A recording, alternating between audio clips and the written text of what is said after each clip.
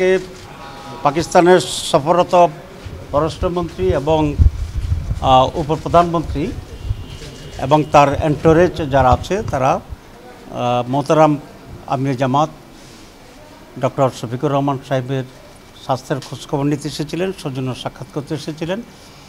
ওনারা সেখানে প্রায় আমরা আধা ঘন্টার মতো ছিলাম। ওনারা মোহতারাম আমির জামাতের স্বাস্থ্যের খবর নিয়েছেন, আমির জামাতের ডেলিগেশনকে ওয়েলকাম করেছেন এবং উনি দু একটি বিষয়ে সেখানে আলোচনা রেখেছেন। সেটা হচ্ছে মুসলিম উম্মার ঐক্যের ব্যাপারে উনি বলেছেন যে, এবং বিশেষ করে ফিলিস্তিনিদের হামাসের উপরে যে জুলুম অত্যাচার চলছে এ ব্যাপারে উনি অত্যন্ত গভীর উদ্বেগ প্রকাশ করেছেন এবং আগামীকাল জেদ্দায় মুসলিম পররাষ্ট্রমন্ত্রীদের একটা বৈঠক হওয়ার বিষয় আছে, সেখানে যাতে একটা ইউনাইটেডলি একটা শক্ত ভূমিকা মুসলিম বিশ্ব নিতে পারে সে ব্যাপারে উনি দৃষ্টি আকর্ষণ করেছেন।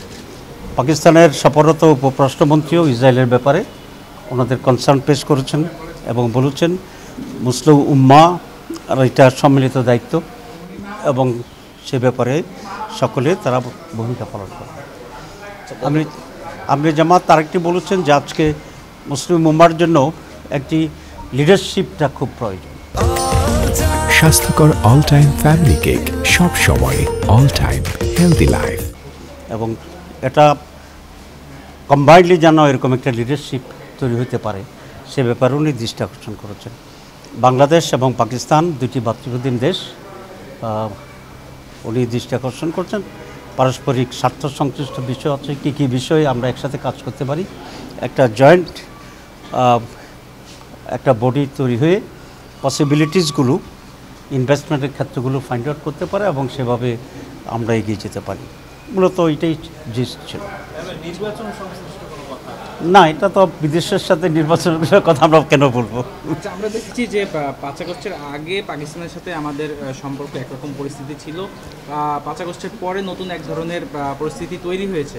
সেসব বিষয় নিয়ে আপনাদের সাথে কোনো আলোচনা হয়েছে কিনা? না, 5 আগস্টের আগে পরে নিয়ে আমাদের সাথে তেমন কোনো কথা হয়নি। তখন একটা ব্যারিয়ার ছিল, এটা আমরা সকলেই জানি। তো সেই ব্যারিয়ার তো এখন কম। আমরা আশা করি সকল মুসলিম দেশের সাথে স্পেসিফিক্যালি বাংলাদেশ একটি সুসম্পর্ক তৈরি হচ্ছে এবং তৈরি হবে। এটা বাংলাদেশের স্বার্থের জন্য এটা আমরা মনে করি প্রয়োজন।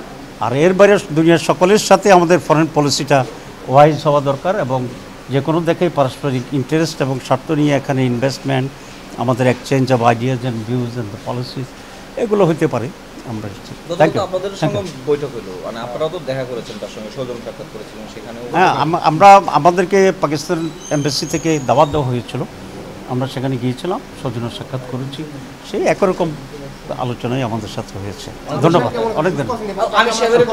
আমির সাহেব আলহামদুলিল্লাহ ভালো আছেন। আপনারা জানেন যে ওপেন হার্ট সার্জারি একটা বিগ সার্জারি, এটার পরে কমপক্ষে 1 মাস 1.5 মাস রেস্টে থাকতে হয়। উনি ওই পিরিয়ডটা পার করছেন, আদারওয়াইজ হি ইজ গুড আলহামদুলিল্লাহ। Thank you. থ্যাংক ইউ ভাই। দোয়া করুন, আপনার দোয়া।